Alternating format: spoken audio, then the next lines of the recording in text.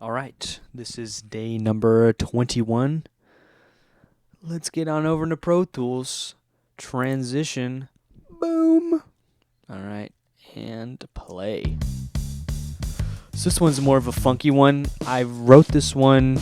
I honestly think I composed the bass line like all the way throughout for the entire song first, which is rare. I usually go back and forth and do some things here and some other things there.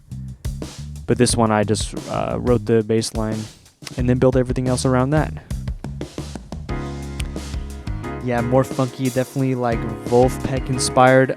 I don't know if I had a particular recording in mind. I think honestly I was coming off of listening to a lot of Michael Jackson, like early Michael Jackson, like when he was in the Jackson 5 as a young lad. And I think that's why I had like kind of that bass line stuck in my head.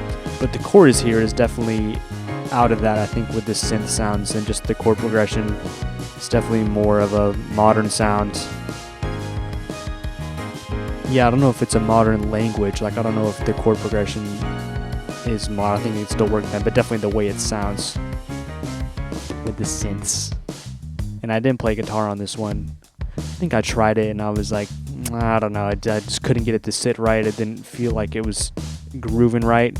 And I kind of like the idea of just having like nothing on the verse except just bass drums to let it groove a little bit, let someone sing over the top of it and get in the rhythm there. So I didn't do too much, more of a minimalist funk, as Jack Stratton of Wolfpack says. Definitely what this is. Yep. I'm trying to segment these videos. Like the first playthrough I'm going to talk about the composition and music side, and the second playthrough I'll talk about the production side, so we get a little bit of both of creative and technical, because I could talk about both to a very long extent, but I think it would make a more interesting video to have it split up like that. So we'll continue with the creative here. What else do we got? We got some pianos, we got some synths. It looks like a doubled piano sound here with the tack piano and the cartoon. That's just the name of the preset that I have. That's why it's like all these weird numbers, because it's on my keyboard. So that's just the number that it's stored at. It's like 91 is the number, like it's preset 91 that I made. All the ones that have names are the ones that I made, like 91, 83, 82, 75, 68, 87. Yep, and then it looks like I just added a synth and kind of add that melody in on the chorus.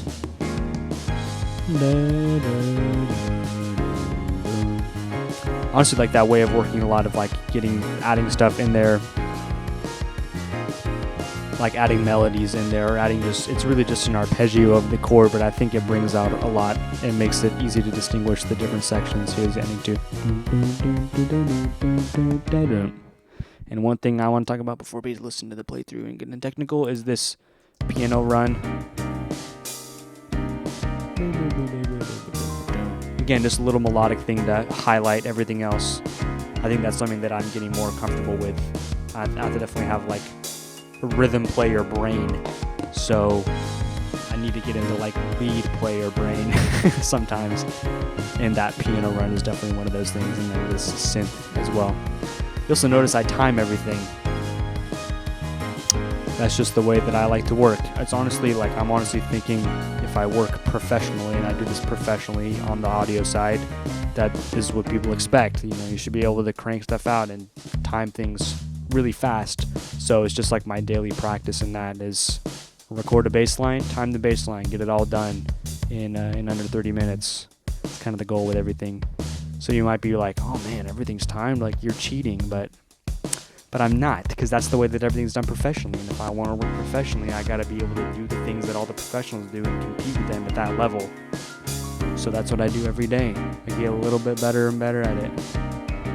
And I've honestly been doing it for years already. I think I've been editing for like 3 years, like seriously editing and having a mind to it and getting all the shortcuts and everything. So yeah, that's why it's all like all these little tiny little slivers of clips, is because I've timed everything. Okay, let's get over to the mix window. Let's restart this so we can listen to the whole thing. Addictive drums again, made a preset. Oh, I didn't actually save this one. I'll have to make a note to save it. Yeah, I think this is the R&B, if I had to guess. Vintage Dead, sorry, it's up to Vintage Dead presets. And then I'm pretty sure I tweak stuff around, like I'll change out cymbals and change out the snare, mess around with different kicks just to get it to sound right. I'd like to do that a lot. Show dash dish one, EQ, of course, gotta EQ, gotta do, I even do a high pass on the kick so it doesn't interfere with the bass too much. I don't know about that though, I might be even more like lenient on that, because 30 is quite a lot of energy to cut out at that low range. Yeah, just pretty standard stuff here. Bass the same, always use Rock Rack, love Rock Rack. SSL. Yeah, you can see here I'm not cutting the bass at all, so it really sticks out. So get a little bit of the kick out of there, out of its way, to make it stick out a little better. And then my other EQs here, pretty standard. I feel like I'm always cutting around 800-900, always cutting around 2K, like that harmonic. Boosting around 4 or 5K in the piano sounds, just to get it to pop out a little bit more. Just what I like to do. I'm definitely open to experimentation though, and changing stuff around and getting messing with the frequencies a little bit more and getting different sounds. I feel like there are always problematic frequencies that have to be cut out, like 300 is a big one. I feel like 120, 150 is a big one to get out of the way for the bass to have some room to breathe. Like I've cut that out of guitars.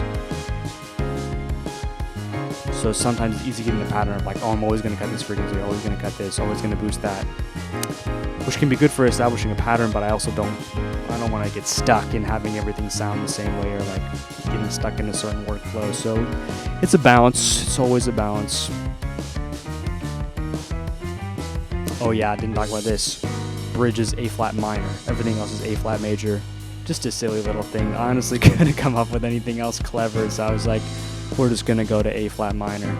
And then this is like a really modern sound to have that chord progression. I feel like that's super modern R&B, to be honest.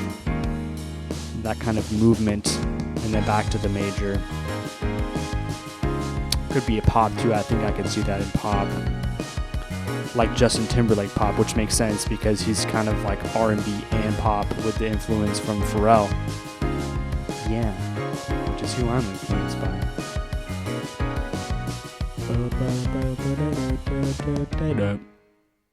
Okay, that is all.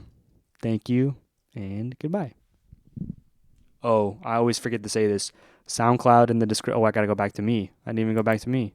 SoundCloud in the description, and also all the plugins and my instruments and everything if you're curious about what I use to get this all done. Also in the description. Thank you for watching. Goodbye.